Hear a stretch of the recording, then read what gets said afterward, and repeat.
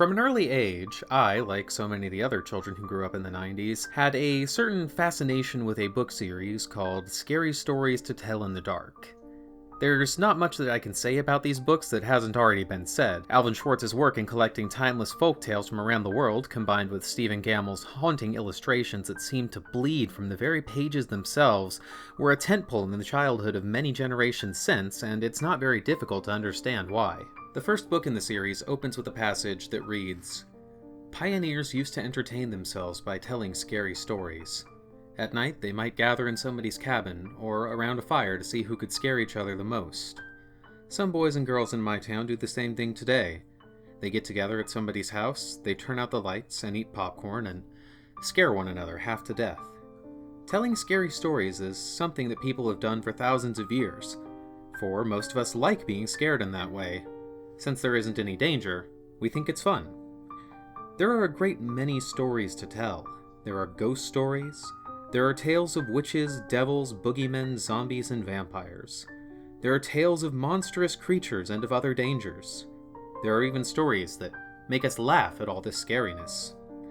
Some of these tales are very old, and they are told around the world, and most have the same origins. They're based on things that people saw or heard or experienced, or thought they did. Many years ago, a young prince became famous for a scary story he started to tell, but did not finish. His name was Mamilius, and he was probably 9 or 10 years old. William Shakespeare told about him in The Winter's Tale. It was on a dark winter's day that his mother, the queen, asked him for a story. "A sad tale's best for winter," he said. "I have one of sprites and goblins." "Do your best to frighten me with your sprites," she said. "You are powerful at it." "I shall tell it softly," he said. "Yon crickets shall not hear it." And he began, "There was a man dwelt by a churchyard." But that was as far as he got, for at that moment the king came in and arrested the queen and took her away. And soon after that, Mamilius died. No one knows how he would have finished his story. If you had started as he did, what would you tell? Most scary stories are, of course, meant to be told. They're more scary that way. But how you tell them is important.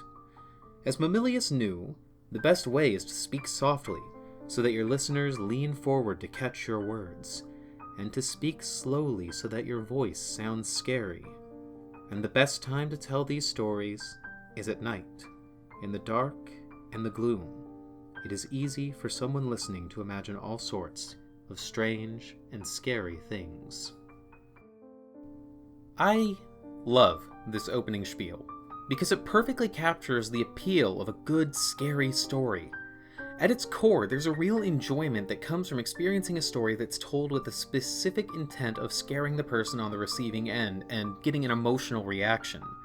When we would check out these books from the library and read them under the covers by the light of a flashlight, destroying any chances of a peaceful sleep that night, it was because no matter how terrified we were as we flipped the pages and revealed new nightmares every time, there was an underlying joy to it, like we were staring evil in the face and living to tell the tale. I've always loved these books, and I still do. In my youth, I may have been a complete and total scaredy cat, and to an extent, I still kind of am, but that doesn't mean I don't also have a lifelong fascination with and love of horror. Growing up as a Mexican Catholic in a small Texas town, I've always been a pretty superstitious person, and I've had a love of the folktales I would hear from the children around me. Stories of creatures like La Lechuza, the Donkey Lady, and La Llorona, which, as a side note, not a lot of Spanish was spoken in my house, and the first time I ever actually heard of La Llorona was from one of my white friends, so for a significant portion of my life, I thought it was pronounced La Llorona. Not proud to admit that it was actually seeing the Blumhouse trailer that made me think, oh, duh.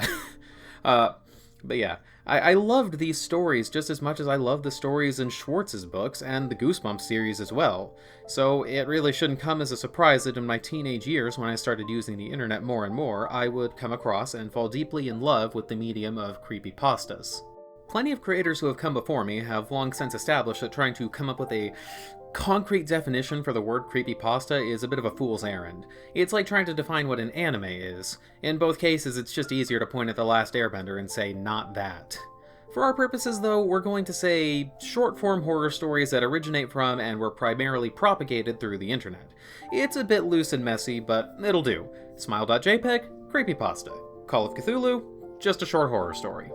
Now, you could make a solid argument that Generation X was the first generation to really grow up experiencing the internet, but I would argue that my fellow millennials were the first to grow up experiencing it after it got good. Like watching the classic Simpsons, you only start getting to the good stuff by skipping through the first season.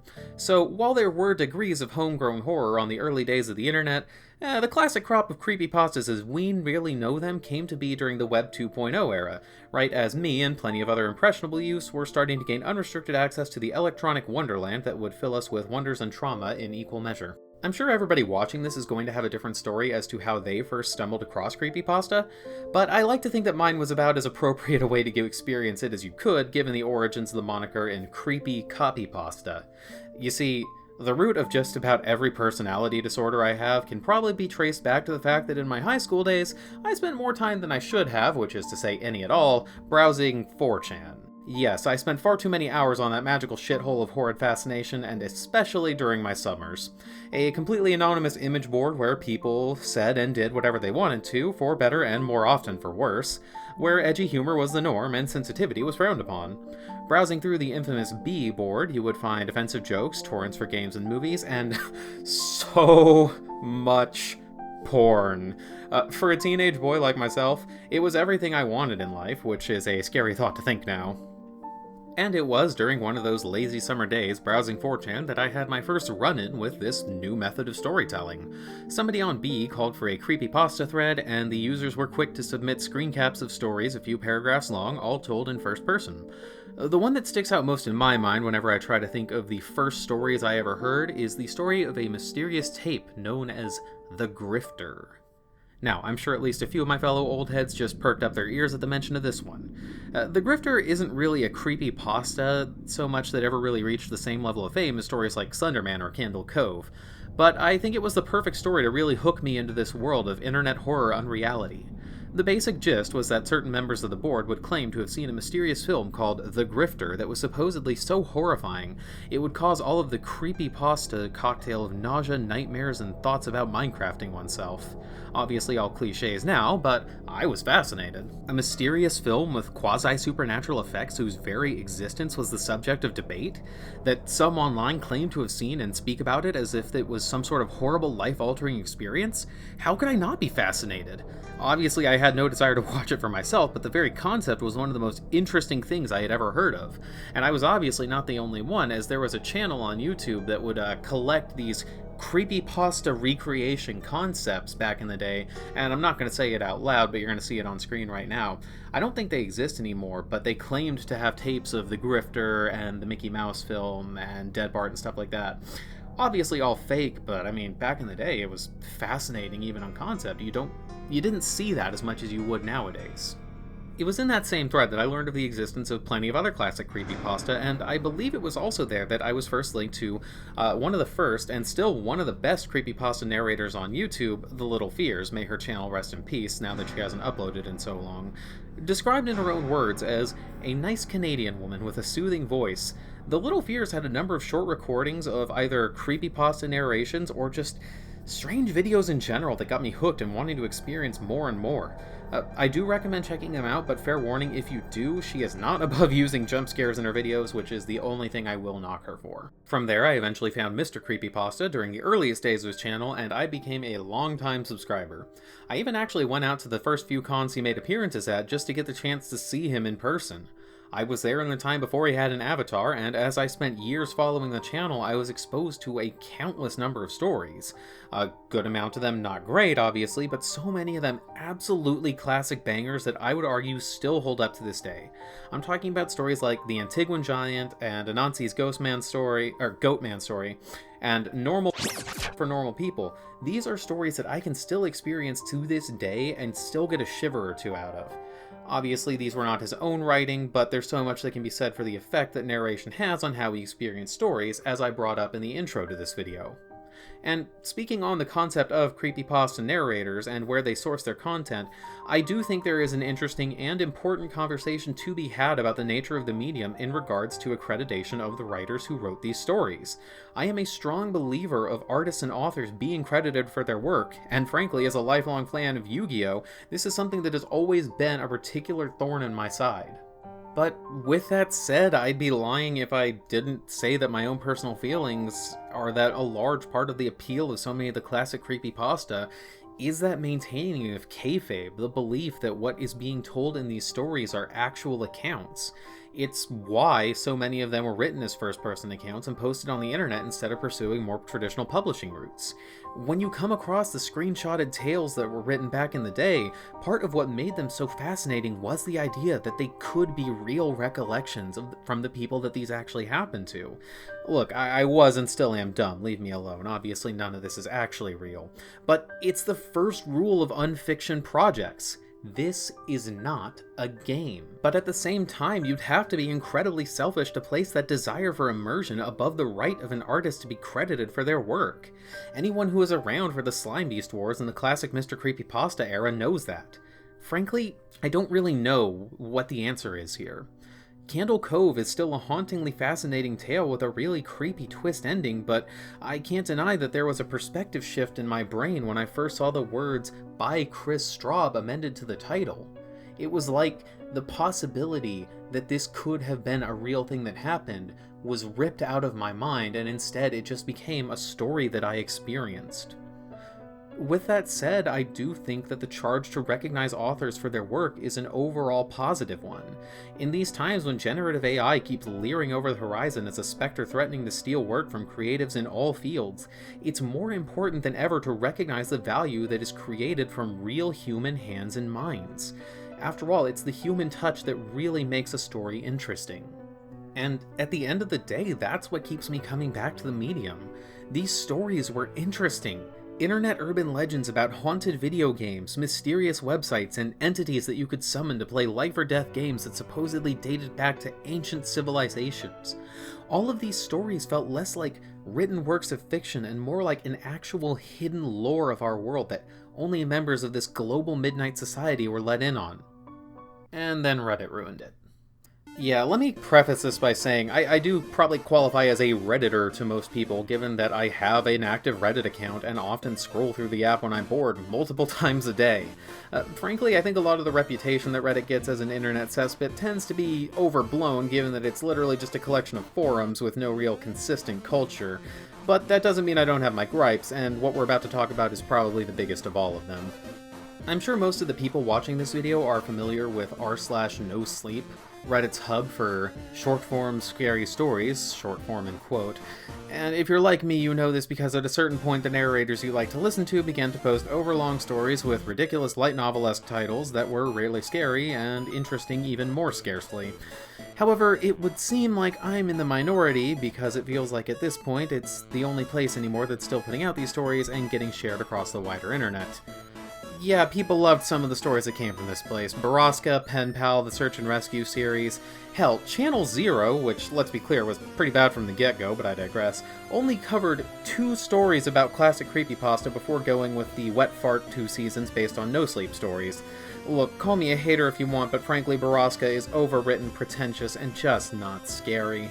The final twist is disturbing, sure, but it's more of a groaner than a shrieker. And look, I'm not going to sit here and claim that classic creepypastas are high art. I think you'll find very few people willing to go to bat for Red Mist and Dead Bart to be considered amongst the great works of our era, but the difference is that they were fun. The worst of the classic creepypasta were at least fun to laugh at, and the best were there to genuinely get under your skin. And their brevity was always a massive point in that. Like all of the best campfire stories, they told their tale and disappeared with the smoke. But that variety of creepypasta seems to have disappeared along with the usage of the actual word in common parlance. Maybe I'm just pining for an era long gone, an old man on the internet yelling at digital clouds all shaped like Jeff the Killer. After all, so many of the retrospectives you see on creepypasta nowadays tend to decry the medium as much as they fondly reminisce, writing off almost all of it as poorly written. Hazel's excellent video, A Normal Creepypasta Retrospective, sums up the popular take pretty well when she says, "But it's one of the rare movements where high and low commingle completely indiscriminately. The kids are at the grown-up table. Well, we were all eating at the kids' table, more like, but it's more fun that way." It feels like so many people nowadays on the internet are reticent to say that they did enjoy those old stories without having to add some sort of qualifier on to preserve their integrity as a lover of art and storytelling. Well, I say screw that. I loved and still love those old creepypasta, and so many of them were legitimately great. Except maybe Jeff the Killer. Even back then I didn't think it was a very good story. Though the rewrite by K. Banning Kellum is pretty decent, I will admit.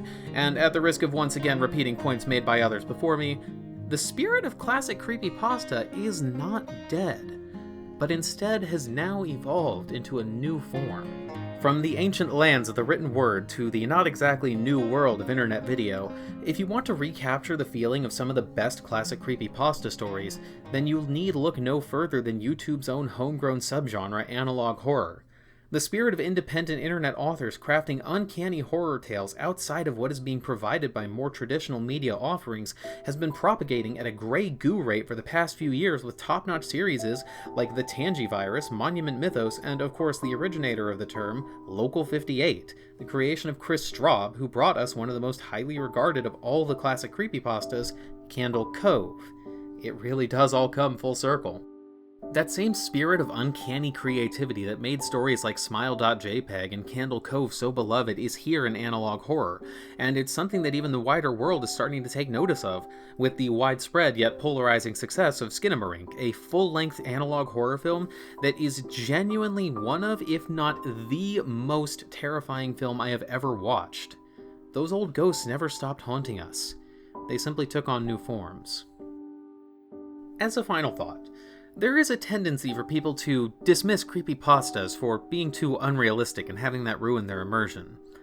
I reject this notion because part of the fun of supernatural horror, or horror in general, is escaping from a world that's bound by the rules of our own everyday reality.